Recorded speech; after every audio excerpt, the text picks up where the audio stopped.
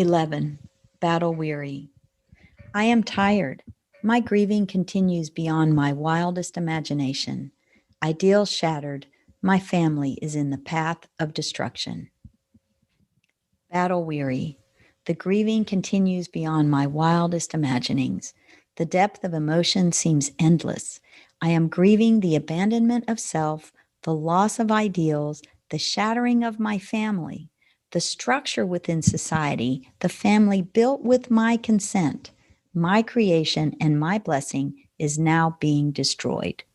The world continues to revolve and function around me, and inside I am screaming as I am heavy with responsibility and future choices. Barely able to function at work, I rely on my reputation for excellence to carry me through this time of total annihilation of everything I know and love. Loss of love, loss of family, loss of job. I know in my heart of hearts that the decision is already made. I have permission from my brother, from my pastor, from my friends. I never before realized that I also needed to receive permission from myself. Now I am acknowledging the change of inevitability and understanding that I never allowed myself to be fed physically, emotionally, intellectually, and spiritually. I am accepting that I was not willing to do the work to keep this marriage alive, and that I am responsible for this madness. My teacher, Susan Austin Crumpton, says suffering is the survivor self's defense mechanism to stay stuck in known or familiar pain, while grieving or feeling pain from an event or situation is part of the human condition. It is the suffering that we create in our heads from expectations not being met that causes us the most pain, and it is self-inflicted. We can either allow the pain of not getting what we want, or we can suffer when the answer is not what we want. Two very different perspectives. Battle weary. Growing grief.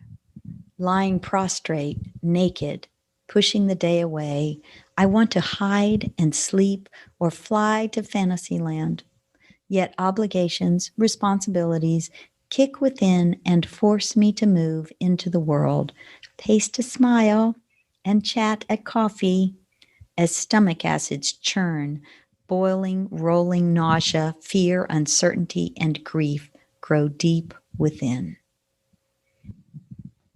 Silent screaming, sea of faces, disconnected, a report, flash of recognition in eyes not dead. Surge of light, colors unrecognizable, sinking slowly, murky soiled tar pit swamp submersing me, struggling to suck in air, screaming silently, anguished moans broken only by, "Good morning, how are you?" "Fine, thanks," as the beat of shattered expectations pounds my chest, surreal sorrow taking over. Alchemy. Choking dust dulls the senses, impervious to the need for clean air. I am weary. Lifting my fork, body weight leaden, did alchemy metamorphose stainless steel tongs to iron? Hello, a burden. How is your morning? A journey not to be traveled. Irregular meetings to discuss more meetings while I lay dying in my soul.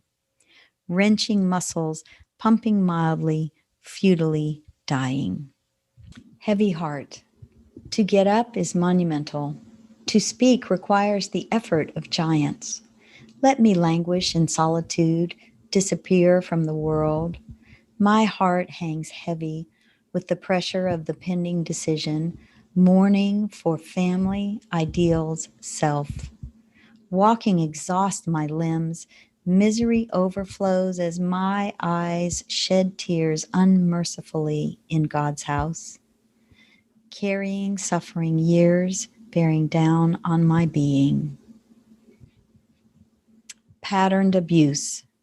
Majestic words, such rationalism, the prerequisite to earthquakes, opening chasms, consuming, destroying. How can we talk about houses and furniture, times with children, splitting? My world is torn apart. I trust seams will be resewn. Let God thread the needle. Relinquish, allow all emotions.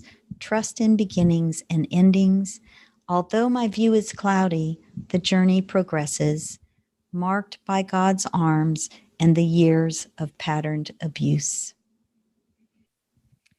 Eggshells of my soul.